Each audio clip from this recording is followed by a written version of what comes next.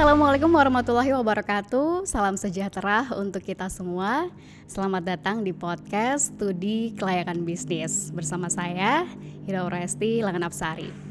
Nah, di pertemuan kedua ini saya akan membahas mengenai desain studi kelayakan bisnis.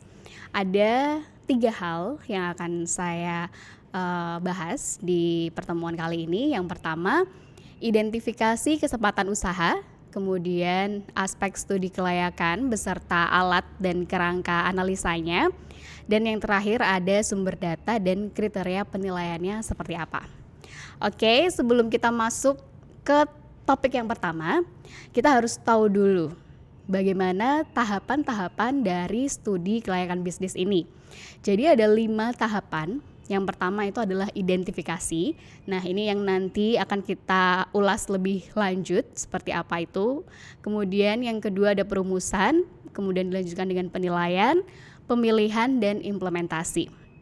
Nah, poin pentingnya pada tahapan identifikasi ini adalah kita harus bisa menemukan kesempatan investasi atau peluang-peluang yang mungkin menguntungkan.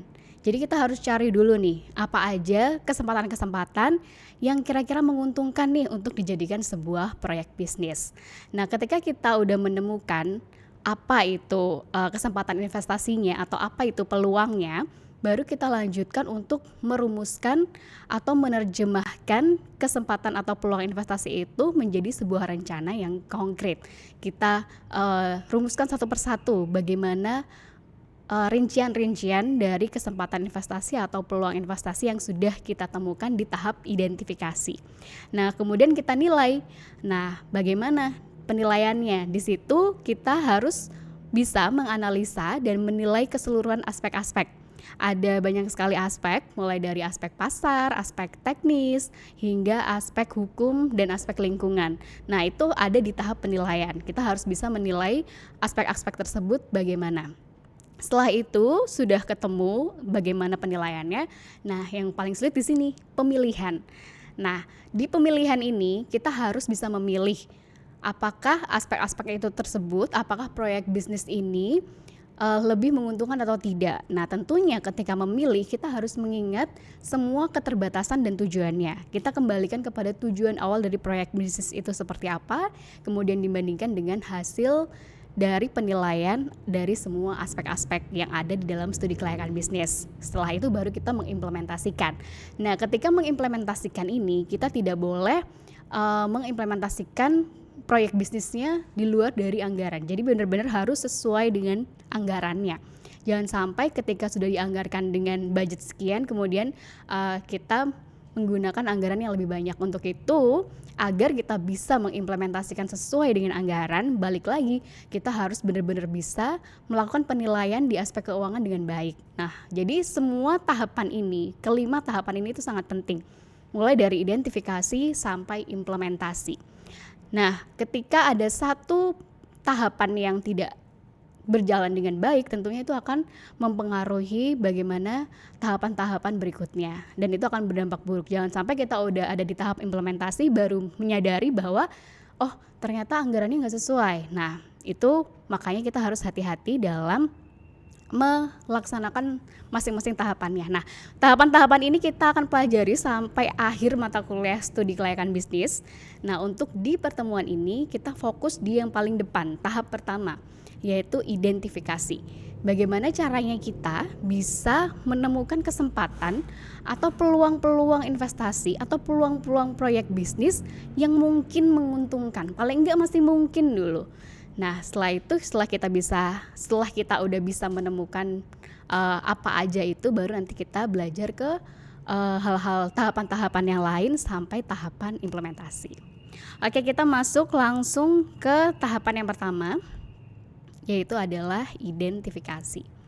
Nah, tahapan identifikasi kesempatan usaha ini ada banyak sekali, ada 8. Yang pertama adalah mempelajari impor. Nah, gimana tuh mempelajari impor? Jadi gini, ketika kita melihat ada beberapa barang yang diimpor, nah itu berarti menunjukkan bahwa oh, ternyata masih ada pasar yang belum bisa dipenuhi dengan produk dalam negeri. kayak gitu. Kenapa kita harus mengimpor barang? Kenapa kita harus mengimpor ini dan itu? Oh ternyata ini emang nggak ada di negaraku, makanya mereka melakukan impor. Oh ternyata impornya lebih murah, makanya mereka mengimpor. Nah jadi seenggaknya di sini kita bisa melihat bahwa ternyata masih ada permintaan dari dalam negeri yang belum bisa dipenuhi. Nah, ini menjadi sebuah peluang atau kesempatan yang bisa dijadikan sebuah proyek bisnis yang mungkin menguntungkan. Untuk yang kedua yaitu menyelidiki material lokal. Nah, ini kita harus peka terhadap kondisi lingkungan kita. Kira-kira apa ya material yang melimpah yang bisa untuk lebih dieksplor lagi sehingga bisa menjadi sebuah proyek bisnis yang menguntungkan. Nah, kita kan sering tuh kalau misalkan melihat kalau di Jepara kayunya bagus, nah kayak gitu, ukirannya bagus. Nah, ini adalah hasil dari menyelidiki material lokal. Karena di sana pengrajinnya pinter-pinter, makanya hasilnya sampai ke ranah dunia, bisa diekspor karena memang hasilnya bagus. Nah, kemudian banyak tempat-tempat lain kayak misalkan Pekalongan dengan batiknya. Nah intinya itu, jadi kita harus bisa menyelidiki apa aja yang bisa dimanfaatkan yang masih belum ada di tempat lain di lingkungan kita. Nah kalau misalkan kita bisa menyelidiki material lokal ini dengan baik, entah itu mulai dari jumlah materialnya atau harganya yang murah atau misal kualitasnya yang melimpah, yang kualitasnya yang baik dan juga melimpah dan harganya murah, nah itu bisa kita explore lebih lanjut untuk menjadi sebuah peluang dari proyek bisnis. Dan yang ketiga yaitu mempelajari keterampilan tenaga kerja. Tersedianya tenaga kerja yang terampil seperti yang saya bilang tadi, yang contohnya kayak di Jepara, pengukirnya bagus, atau misalkan di Bali, kalau di Bali misalkan Bali kan banyak tuh orang-orang yang senimannya bagus, makanya akhirnya suka sama pulaunya karena memang senimannya di situ semuanya bisa menunjukkan bahwa mereka memiliki tenaga kerja yang terampil. Nah, mengidentifikasi kesempatan usaha juga bisa dengan melakukan studi industri. Nah, di sini kita bisa melihat nih perkembangan industri yang sedang berjalan. Nah, kayak misalnya ada pabrik kayu yang lagi berjalan sekarang, oh ini ternyata masih ada ya pasarnya gitu. Atau kita melihat ada usaha-usaha yang lain yang masih berjalan yang udah lama, kayak misalkan jual contohnya kayak mungkin ekspor udang atau apapun itu, mungkin kalau yang mudah kita lihat sehari-hari misalkan kayak kue-kue tradisional. Nah itu kan mungkin kita menduga kalau kayaknya udah nggak ada deh yang beli makanan kue tradisional, tapi ternyata industrinya masih berjalan. Nah berarti kan pasarnya masih ada. Nah di situ kita bisa dijadikan sebuah kesempatan atau tolok ukur untuk dijadikan sebagai peluang atau kesempatan untuk mendapatkan proyek bisnis yang menguntungkan. Kemudian yang kelima adalah menerapkan kemajuan teknologi. Nah, kalau kita menerapkan ini, kita akhirnya punya competitive advantage terlebih dahulu. Jadi gini, misalkan ketika kita lebih dulu memanfaatkan delivery order. Nah, pasti ibarat kita jualan hal yang sama dengan kompetitor ternyata, tapi kita punya fasilitas delivery order yang kompetitor nggak punya. Kita memanfaatkan teknologi untuk delivery order dan itu pasti akan memberikan competitive advantage kepada kita, walaupun nantinya bisa aja sih kompetitor kita mengikuti hal yang sama, tapi itu nggak masalah, seenggaknya kan kita punya aku loh yang pertama. Nah gitu. Kemudian bisa juga kita mempelajari hubungan antar industri. Nah, di sini kita bisa mempelajari kaitan input dan output industrinya. Misalkan nih, kalau contohnya kayak pabrik misalkan ya, pabrik kertas gitu ya. Nah, kan itu inputnya dari kayu, kemudian outputnya adalah kertas. Nah, kita bisa aja akan mempelajari input outputnya. Mungkin kita bisa jadi supplier kayunya, atau bagaimana kita bisa berkaitan dengan outputnya. Jadi kita harus mempelajari peluang-peluang dari hubungan antara industrinya. Siapa tahu kita bisa menjadi pemasoknya. Nah, kayak gitu. Kemudian yang ketujuh, menilai rencana pembangunan. Nah, ini kita memanfaatkan peluang untuk memenuhi kebutuhan proyek dari bisnis baru. Misalkan nih, ada isu atau kita sudah mendengar ada rencana pembangunan terkait pembangunan jalan tol JLS misalkan gitu ya. Nah, di situ kan kita bisa tahu nih apa kira-kira yang dibutuhkan untuk membuat proyek tersebut berjalan. Nah, kita bisa sama, konsepnya sama dengan poin ke-6, siapa tahu kita bisa jadi supplier ya di situ, atau bagaimana dampak pembangunan ini nanti. Oh, kalau misalkan ada JLS berarti nanti harga tempat-tempat yang tadinya itu nggak strategis, misalkan exit tol, wah itu jadi strategis, wah berarti bagus nih buat lokasi bisnis apa, misalkan aku mau bikin rest area pas di exit tol, atau aku mau buka toko oleh-oleh di exit tolnya. Nah, kayak gitu, itu kan kita bisa menilai lebih awal kalau kita tahu rencana pembangunannya, dan tentunya harganya nggak akan terlalu tinggi atau anggarannya nggak akan terlalu tinggi kalau kita bisa lebih tahu dulu bagaimana rencana pembangunan yang akan terjadi di kedepannya gitu.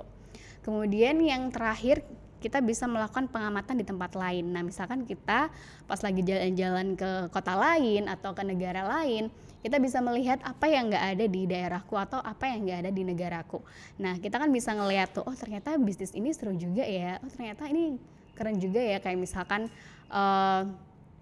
yang sekarang lagi ngetren kan kayak ayam yang dikasih keju. Nah, itu kan sebenarnya adalah kutipan dari negara-negara lain, kayak misalkan kebab. Nah, itu kan nggak ada kan di Indonesia awalnya, tapi kan makanan dari Timur Tengah yang kemudian rasanya disesuaikan untuk orang-orang Indonesia. Nah, itu adalah poin yang terakhir untuk mengidentifikasi kesempatan usaha. Nah, dari ke-8 ini kita bisa mempelajari satu-satu mana yang paling berpotensi atau paling berpeluang untuk dijadikan sebuah kesempatan usaha. Nah, kalau udah menemukan, baru kita nanti akan melanjutkan ke tahapan yang berikutnya.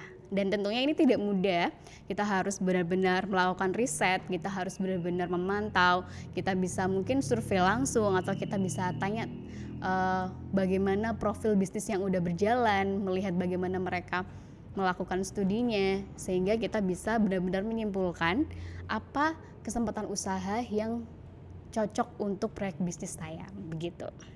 Nah, tentunya untuk mengambil identifikasi kesempatan usaha itu kita harus memperhatikan banyak sekali aspek, seperti yang bisa dibaca di bukunya Suat Husnan. Itu ada aspek pasar dan pemasaran, kemudian ada aspek teknis, aspek keuangan, kemudian aspek manajemen, aspek hukum, dan juga aspek ekonomi dan sosial. Nah, untuk yang pertama nih, aspek pasar dan pemasaran. Intinya di sini kita nggak akan mempelajari secara rinci ya, karena saya akan menjelaskan masing-masing aspek ini di pertemuan berikutnya. Nah, tapi seenggaknya ini kita tahu gambaran besarnya, tahu gambaran singkatnya seperti apa itu aspek pasar dan pemasaran. Nah, setidaknya di aspek pasar dan pemasaran ini kita mempelajari 5 hal. Yang pertama yaitu permintaan, penawaran, harga, kemudian program pemasaran, dan juga perkiraan penjualan. Sebenarnya masih banyak lagi aspek-aspek lain di buku yang lain yang sudah saya mention di pertemuan ke-0 ya, itu ada beberapa buku yang saya gunakan. Nah, tapi saya paling tidak ingin mahasiswa tahu bahwa setidaknya kita tahu ini dulu, 5 ini dulu. Jadi yang pertama permintaan. Nah, tentunya kita nggak akan bisa menjual produk kita atau jasa kita kalau nggak ada permintaan. Jadi di aspek pasar dan pemasaran ini kita wajib tahu bagaimana permintaan dari sebuah proyek bisnis kita. Ada nggak sih yang mau memakai proyek bisnis kita ini, jenis konsumennya ada nggak? Kemudian kita harus perlu memperkirakan berapa kira-kira permintaan dari proyek bisnis kita. Ini ada caranya. Nanti kita akan belajar satu-satu. Kemudian untuk yang penawaran, tentunya sama. Kalau ada permintaan, seharusnya ada penawaran. Nah, di penawaran ini adalah seninya. Jadi kita ketika ingin meluncurkan sebuah jasa atau produk, kita pasti akan bersaing dengan orang-orang atau proyek bisnis lain yang sudah berjalan. Nah, ketika kita sudah tahu nih, oh ternyata permintaannya ada. Nah, kita harus lihat penawarannya banyak nggak? Jangan-jangan saingan kita banyak banget. Misalkan kita mau punya proyek bisnis ayam geprek nih misalnya. Nah, kita lihat, oh banyak kok permintaannya, banyak orang yang suka makan ayam gitu. Nah, ketika kita melihat sisi penawarannya, ternyata banyak banget saingannya ayam geprek.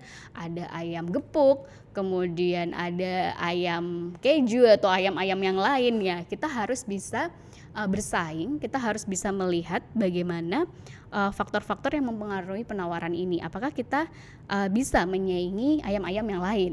Nah, gitu contohnya. Nah, kemudian untuk aspek yang ketiga yang akan kita pelajari yaitu dari harga. Nah, tentunya kita juga harus membandingkan harganya. Apakah harga-harganya kita ini juga bisa bersaing dengan kompetitor?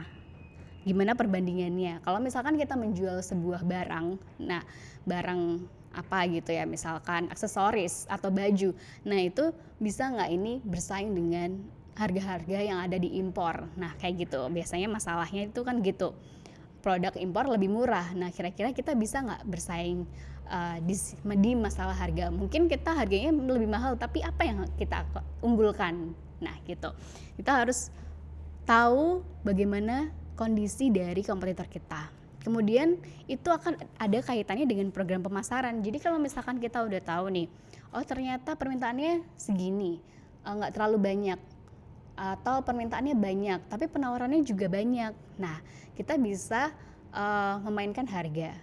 Nah, itu akan mempengaruhi bagaimana program pemasaran kita. Apakah mau di model seperti apa? Oh, aku nggak apa-apa mahal, soalnya aku ini handmade, misal mengunggulkan handmade-nya. Oh, aku nggak apa-apa mahal, soalnya aku kualitasnya premium. Nah, gitu boleh. Aku nggak apa-apa mahal, tapi karena makananku dibumbui oleh chef yang terkenal atau apa gitu. Intinya program pemasarannya ini yang berkaitan dengan ketiga hal tadi. Dan yang terakhir adalah kita harus tahu bagaimana perkiraan penjualan. Intinya di poin yang terakhir ini kita harus tahu tuh kira-kira berapa penjualan yang bisa dicapai oleh proyek bisnis kita. Berapa sih angkanya? Kira-kira kita sebulan nanti mampu menjual berapa produk atau menjual berapa jasa. Nah, ini ada hitungannya. Nanti akan saya kasih case bagaimana aplikasinya, aspek pasar dan pemasaran ini di pekan berikutnya. Karena pekan besok kita akan membahas secara mendalam 2 pekan. Jadi pertemuan ketiga dan pertemuan keempat kita akan khusus membahas aspek pasar dan pemasaran ini, mulai dari bagaimana menentukan permintaannya sampai bagaimana kita menemukan angka perkiraan penjualannya. Ini menarik sekali. Nah, kemudian alat dan kerangka analisa dari aspek pasar dan pemasaran ini tentunya kita harus tahu bagaimana perilaku konsumsinya. Ini setidaknya hal-hal yang bisa kita dapat datanya. Sebenarnya untuk aspek pasar dan pemasaran ini nggak cuman dari data-data primer, tapi kita juga bisa mendapatkan dari data sekunder. Kemudian kita kelola dengan metode-metode yang ada, atau kita bisa melakukan survei. Nah, ketika kita melakukan survei, paling tidak itu kita terkait dengan 8 hal ini. Jadi mengenai perilaku konsumsinya seperti apa, kemudian pengetahuan produknya, kemudian keinginan dan rencana pembeli, apa motif pembelian dari calon konsumen kita, kemudian bagaimana kepuasan produknya, dan kebutuhan apa yang belum terpenuhi, kemudian gimana sikap konsumen terhadap produk-produk yang ada. Kemudian kita juga bisa mengkategorikan bagaimana dampak sosial ekonominya. Ini yang bisa kita survei secara menggunakan ibarat kayak kuesioner mungkin. Intinya kita emang perlu riset khusus untuk mengetahui hal ini. Tentunya ini dikaitkan dengan proyek bisnis kita. Ibarat kalau misalkan tadi mau bikin proyek bisnis ayam geprek, nah kita harus tahu bagaimana perilaku calon konsumen kita yang akan membeli ayam geprek tersebut, dan seterusnya. Kemudian aspek yang kedua adalah aspek teknis dan produksi. Ini kita akan mempelajari mungkin 2 minggu sebelum UTS untuk aspek teknis dan produksi ini. Tapi setidaknya Anda tahu lebih dulu apa gambaran dari aspek teknis dan produksi itu. Nanti kita akan mempelajari banyak hal untuk aspek teknis dan produksi ini, tapi gambarannya seperti kita harus tahu tentang bagaimana studi dan pengujian pendahuluannya itu apa udah pernah dilakukan belum untuk aspek teknis ini. Kemudian skala produksinya gimana. Ini lebih mengedepankan tentang teknis dan produksi. Jadi misalkan kita mau bikin ayam geprek tadi, nah teknisnya gimana, produksinya gimana, apakah menggunakan alat, apakah menggunakan mesin, terus lokasi produksinya di mana. Nah, yang unik yang saya tahu dari produksi teknis dan aspek teknis dan produksi ini, mungkin Anda pernah mendengar ayam Hisana. Hisana, ya kalau nggak salah namanya Hisana. Nah, ternyata Hisana itu di sebuah daerah itu dapurnya cuma satu. Jadi mereka produksi di satu tempat, kemudian itu nanti ayamnya itu didistribusikan ke outlet-outlet. Jadi di outlet yang mungkin jaraknya dibatasin 10 kilo atau bagaimana gitu ya. Itu kan masuk ke aspek teknis ya. Nah, jadi ketika outletnya itu habis, mereka langsung calling ke dapur atau ke tempat produksi. Nah, itu unik sekali karena kalau kita melihat di mana-mana kalau misalkan ada tempat makan ayam, ya udah dapurnya ya di situ. Nah, tapi ini enggak. Jadi ada beberapa outlet Hisana yang ternyata itu cuma outlet doang. Enggak ada dapurnya jadi satu di sebuah daerah. Nah, itu adalah contoh dari aspek teknis dan produksi yang dipikir dengan baik. Nah, mungkin mereka merasa kalau dapurnya banyak, akhirnya kompornya banyak. Akhirnya biaya produksinya tinggi. Nah, itu keren sekali. Kemudian apa aja alat dan kerangka analisa dari aspek teknis dan produksi ini? Nah, tentunya kita harus bisa menganalisa perilaku biayanya, perbandingan biayanya bagaimana, kemudian asetnya itu gimana? Kira-kira kita perlu melakukan penyediaan mesin atau enggak? Kita perlu beli atau kita sewa? Atau bagaimana? Nah, kemudian transportasinya. Nah, kalau misalkan lokasi produksinya itu dekat dengan lokasi pembelian bahan bakunya, tentunya transportasinya ini nggak akan tinggi. Nah, ini harus pintar-pintar memilih bagaimana lokasi. Tentunya pemilihan lokasi ini ada metodenya, dan metodenya banyak sekali. Ini akan kita pelajari sebelum UTS, dan kita fokus di hal lain dulu. Di sini kita seenggaknya tahu dulu aspek ini mempelajari ini, aspek ini mempelajari itu. Kemudian aspek keuangan. Nah, ini tentu ya, ini penting sekali karena ini berkaitan dengan dana-dana yang diperlukan untuk investasi. Kita harus tahu sumber-sumber pembelanjaannya itu apa aja, kemudian taksiran penghasilan, biaya, rugi laba, itu bagaimana, cost and benefitnya seperti apa, dan proyek bisnis keuangannya seperti apa. Nah, ini harus benar-benar dihitung dengan baik agar kita tidak salah dalam mengimplementasikan nanti. Jadi ketika melihat aspek keuangan ini, kita harus membuat 2 model aspek keuangan. Yang pertama yaitu sebelum proyek bisnisnya dijalankan dan sesudah proyek bisnisnya dijalankan. Ini juga nanti sama dengan aspek manajemen. Jadi ada 2 model seperti itu. Kita harus tahu sumber-sumber pembelanjaan selama riset itu dari mana. Nah, terus kita juga harus tahu sumber-sumber pembelanjaan untuk melaksanakan atau mengimplementasikan proyek bisnis ini dari mana. Seenggaknya kita juga harus tahu bagaimana rugi labanya, kira-kira kapan kita mendapatkan BEP-nya, kemudian bagaimana taksiran semuanya, sehingga jangan sampai ada kesalahan dalam penganggaran. Begitu. Nah, alat dan kerangka analisa untuk aspek keuangan tentunya banyak sekali metode penilaian investasi. Seperti yang kita tahu ya, banyak sekali metode-metodenya. Kemudian ada juga metode penentuan kebutuhan dana. Nah, ini contohnya kayak modal kerjanya atau asetnya seperti apa. Apakah kita langsung membeli alat, itu kan masuk ke aset tetap atau bagaimana. Nah, kemudian yang ketiga metode penentuan sumber dana. Nah, di sini kita harus memperhatikan biaya modal keseluruhan dari perusahaannya atau proyek bisnis yang akan kita lakukan.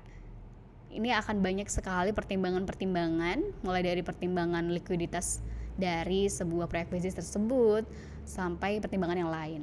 Dan yang keempat tentunya kita harus tahu kapan kita BEP-nya, dan kita juga harus tahu bagaimana cash flow dari proyek bisnis kita. Kita bisa menganalisa sumber dan penggunaan dananya, dan kita juga bisa menganalisa risiko investasi. Nah, ini semuanya hitung-hitungan.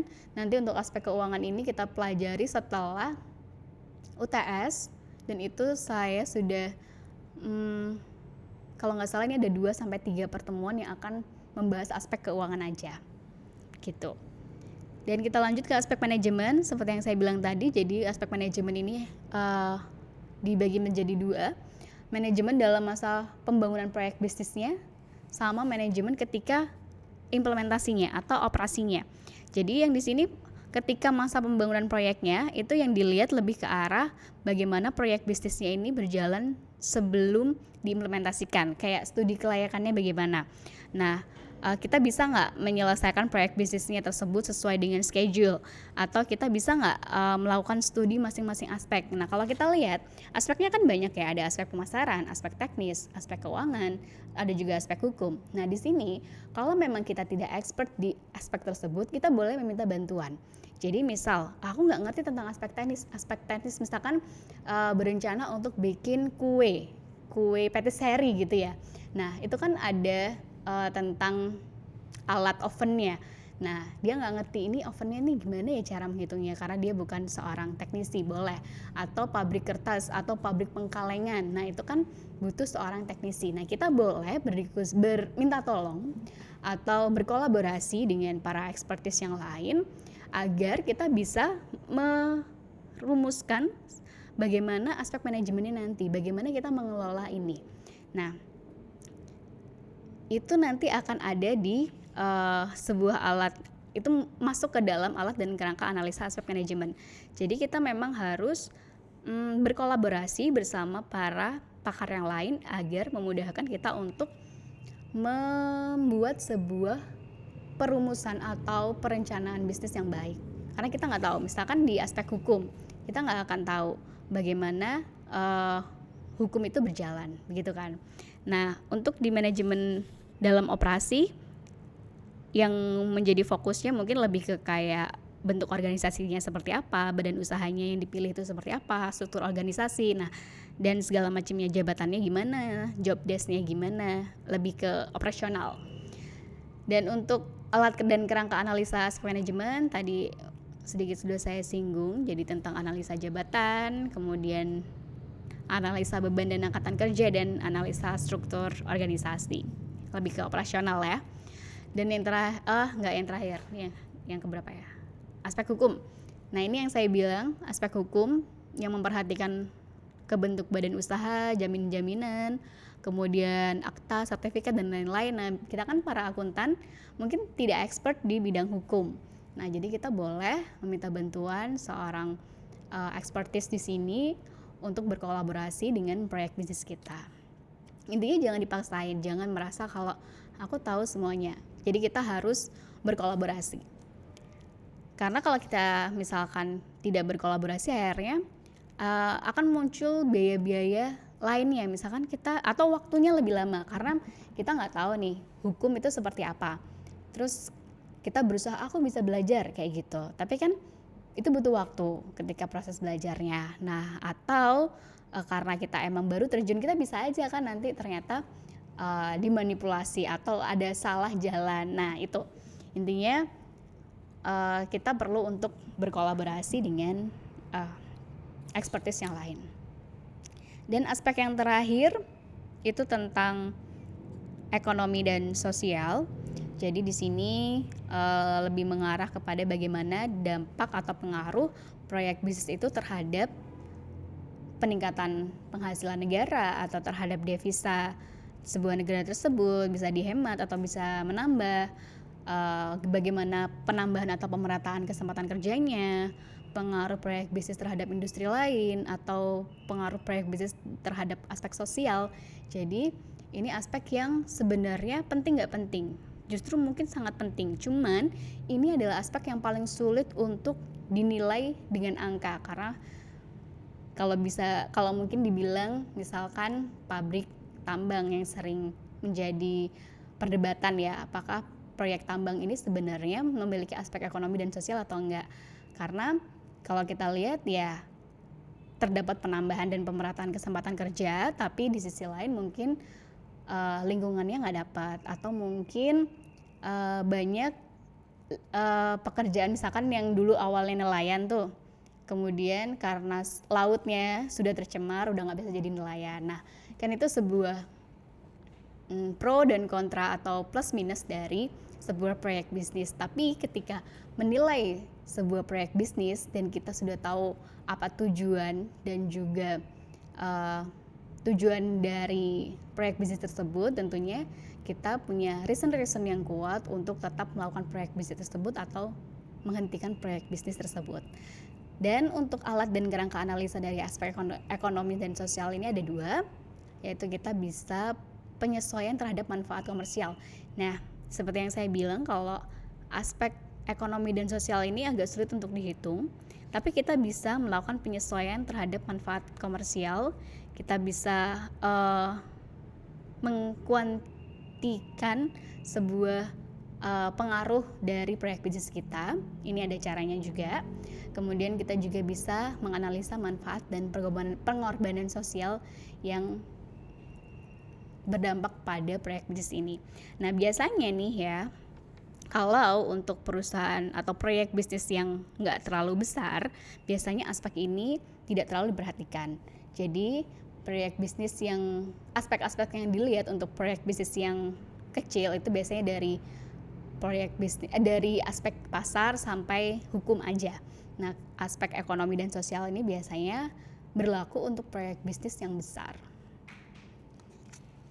Nah, tentunya untuk mendapatkan atau untuk melakukan penilaian dari aspek-aspek studi kelayakan tadi, kita perlu data dan juga sumber data. Bagaimana bisa kita melakukan sebuah penilaian kalau kita nggak punya data? Nah, datanya dapat dari mana? Jadi data itu ada dua model, ada data sekunder ataupun data primer. Nah, tentu udah tahu ya. Nah, untuk data sekunder ini biasanya kita bisa dapat dari publikasi-publikasi dari badan-badan atau instansi-instansi pemerintah. Seperti misalkan publikasi dari BPS. Itu kayak misalkan statistik tentang ekspor impor, kita bisa dapat di situ. Atau publikasi dari BKPM, Badan Koordinasi Penanaman Modal. Nah, kita bisa tahu seperti apa kesempatan berusaha yang masih diberi prioritas atau sebaliknya. Nah, kita bisa melihat daftar skala prioritas dari publikasi oleh BKPM ini. Ini ada semua di website. Kemudian kita bisa juga lihat publikasi dari Bank Indonesia terkait tentang perbankannya, atau mungkin kita bisa mencari asosiasi-asosiasi industri lain dan juga lembaga-lembaga penelitian lain yang terkait dengan proyek bisnis kita. Begitu. Dan yang terakhir tentunya untuk kriteria penilaian. Nah, penilaian ini cukup gampang-gampang sulit, tapi kalau kita punya tujuan yang jelas di awal kita melakukan proyek bisnis itu, tujuannya apa, kita pasti akan mudah untuk mengambil penilaiannya. Nah, ada dua kriteria nih. Yang pertama adalah kriteria penilaian luas dan juga kriteria penilaian sempit. Nah, untuk kriteria penilaian luas ini biasanya kita mulai dari yang sempit dulu ya. Nah, kalau untuk kriteria penilaian sempit ini, kita hanya menekankan pada aspek profitabilitasnya aja. Kita nggak melihat bagaimana aspek ekonomi dan sosial. Pokoknya aku profit aja. Nah, biasanya ini yang digunakan oleh proyek bisnis yang kecil. Jadi dia hanya melakukan uji dari aspek pasar sampai aspek hukum aja. Yang penting aku profit dan tidak melanggar aturan, itu udah cukup. Nah, tapi ketika proyek bisnisnya semakin besar, dia tidak bisa melakukan pengambilan penilaian secara sempit. Dia harus karena proyek bisnisnya sudah nggak cuma mikirin profitabilitas aja. Jadi dia harus memperhatikan juga bagaimana manfaat proyek bisnis tersebut secara luas, begitu. Saya rasa cukup untuk pertemuan kedua ini. Untuk Anda semua yang ingin mengetahui lebih lanjut tentang desain studi kelayakan bisnis, bisa dibaca di buku Stuart Husnan atau di buku referensi yang lain. Jadi tidak menutup kemungkinan Anda bisa belajar dari sumber-sumber yang lain, tidak harus dari buku referensi yang sudah saya sarankan, tapi setidaknya baca satu buku referensi yang saya pakai karena itu bahasanya mudah dan juga kita bisa tahu apa konsep-konsepnya dengan baik. Setelah itu kita bisa menambah suplemen dari buku-buku atau referensi-referensi yang lain. Sekian dari saya. Terima kasih. Wassalamualaikum warahmatullahi wabarakatuh.